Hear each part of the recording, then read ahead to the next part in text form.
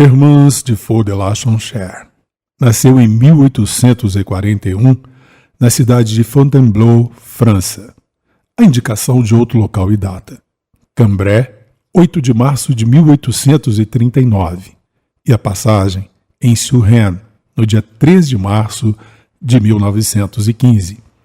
Kardec era 37 anos mais velho que Hermance.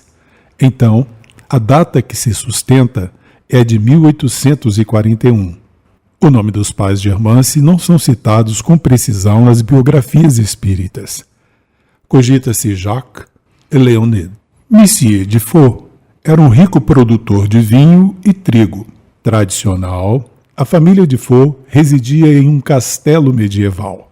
Em 1853, Hermance começou a apresentar inquietante desequilíbrio nervoso e a fazer premonições. Seu pai procurou o célebre médico Cléver de Maligny. Segundo ele, Hermance parecia estar sofrendo de um novo distúrbio nervoso que havia feito diversas vítimas na América e que agora estava chegando à Europa. As vítimas da doença entravam numa espécie de transe histérico e começavam a receber hipotéticas mensagens do além. Durante a consulta, Maligny colocou um lápis na mão de Hermance, pedindo que ela escrevesse o que lhe fosse impulsionado. Mademoiselle começou a rir, gracejando. De súbito, seu braço tomou vida própria e começou a escrever sozinho. Ao ver-se dominada por uma força estranha, Hermance assustou-se, largou o lápis e não quis continuar a experiência. Maligny examinou o papel e confirmou seu diagnóstico.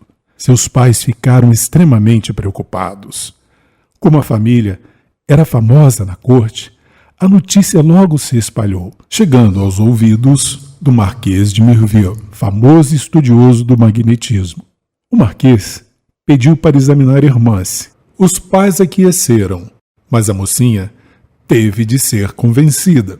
Por fim, Hermance colocou-se em posição de escrever, e Mireville perguntou ao invisível: está presente o espírito que penso? Em caso positivo, queira escrever seu nome por intermédio da garota. A mão de Hermance começou a se mover e escreveu: não, mas um de seus parentes próximos. Pode escrever seu nome? Prefiro que meu nome venha diretamente à sua cabeça. Pense um instante. São Luís, rei de França, primo do primeiro nobre de minha família? Sim, eu mesmo. Vossa Majestade pode dar-me uma prova de que é realmente o nosso grande rei? Indagou Mireville. Ninguém nesta casa sabe que você e seus parentes me consideram o anjo da guarda da família. Se Cléver de Maligny viu o caso de Hermance como doença, na opinião do Marquês e na melhor das hipóteses, ela apenas captava as ideias e pensamentos presentes no ambiente. Na pior, a jovem estava sendo intérprete do diabo, pois como católico, ele não acreditava que os mortos pudessem se comunicar. Uma análise conclusiva deveria ser feita pela Academia de Ciências de Paris. O Sr. Defoe, no entanto, embora também fosse católico, não levou o caso adiante. Preferiu acreditar que sua filha não era doente ou possessa, mas apenas uma intermediária entre os vivos e os mortos. A família foi se acostumando com o fato, e a faculdade de Hermance passou a ser vista como uma coisa natural e positiva. Os contatos com São Luís passaram a ser frequentes. Sob seu influxo, ela escreveu a autobiografia póstuma do rei canonizado, a história de Luís IX, ditada por ele mesmo. Em 1854, esse texto foi publicado em livro, mas a censura do governo de Napoleão III proibiu sua distribuição, sob a alegação de que algumas passagens poderiam ser entendidas como críticas ao imperador e à Igreja. O posicionamento favorável dos Defoe ao neo-espiritualismo gerou retaliações. Numa confissão, Hermance recusou-se a negar sua crença nos espíritos. Suas mensagens foram atribuídas a Satanás, e ela proibida de comungar.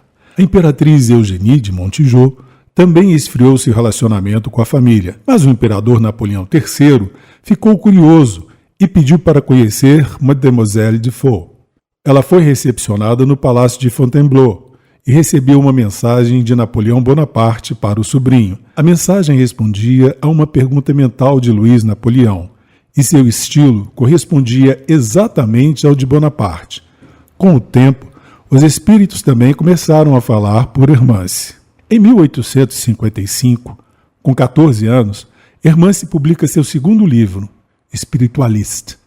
Na época, não existiam, entre outros, os termos espírita e mediunidade. O primeiro a ser distribuído e vendido, a história de Joana d'Arc, ditada por ela mesma.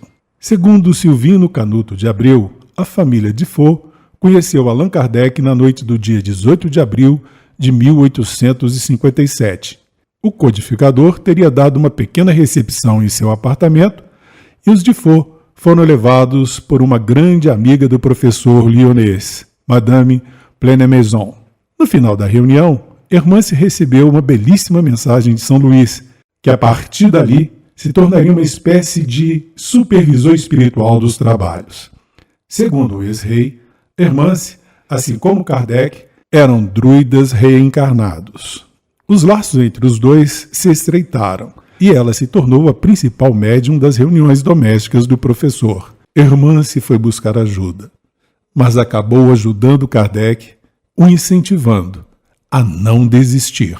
No final de 1857, Kardec teve a ideia de publicar um periódico espírita e quis ouvir a opinião dos guias espirituais. Hermance foi a médium escolhida e, por seu intermédio, um espírito deu várias e ótimas orientações ao mestre de Lyon. O órgão ganhou o nome de Revista Espírita e foi lançado em janeiro de 1858.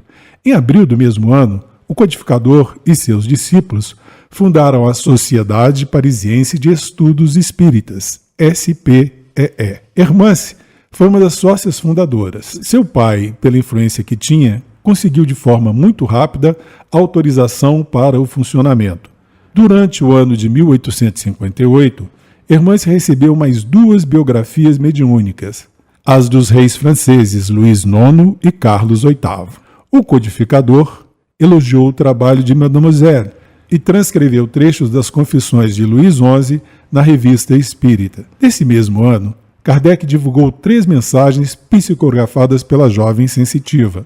Canuto de Abreu relata que Rivaio a utilizou como médium na revisão da 2ª edição de O Livro dos Espíritos, que de 501 questões passou a 1019 perguntas e respostas.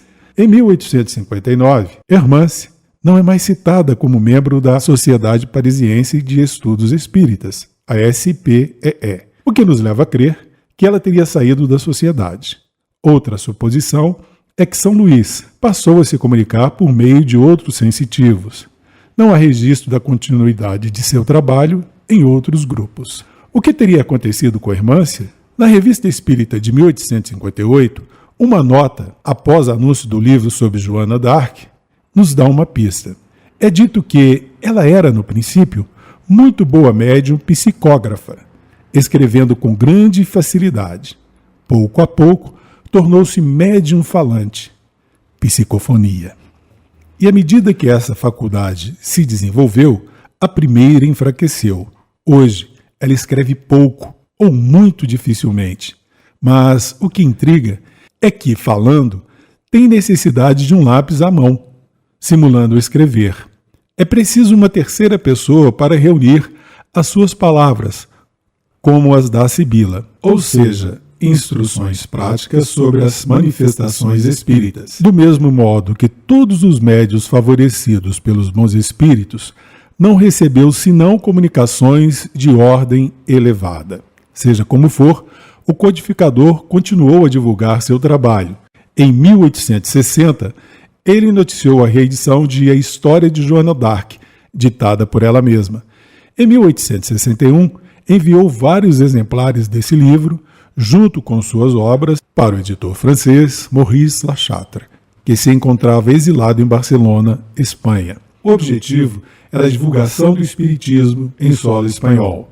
Esses volumes acabaram confiscados e queimados em praça pública pela Igreja Católica, no famoso Ato de Fé de Barcelona. A história de Luís IX, ditada por ele mesmo, foi liberada pela censura e finalmente publicada pela revista La Vérité, de Paris, em 1864. No início de 1997, a editora brasileira Edições LFU traduziu a história de Joana d'Arc para o português. Não há nenhuma informação precisa sobre o restante da vida de Hermance. A partir de 1859, vem um mistério. Ela desaparece dos registros da Sociedade Parisiense de Estudos Espíritas e das publicações de Kardec. São Luís começa a falar por outros médios. Nenhuma notícia dela em outros grupos. Hermance estava no centro de tudo. Como alguém de tamanha evidência desaparece assim? Casou-se, cansou e se afastou, brigou com Kardec, mudou de cidade, desanimou, foi algo pessoal, pressão da sociedade ou da família? Não se sabe ao certo.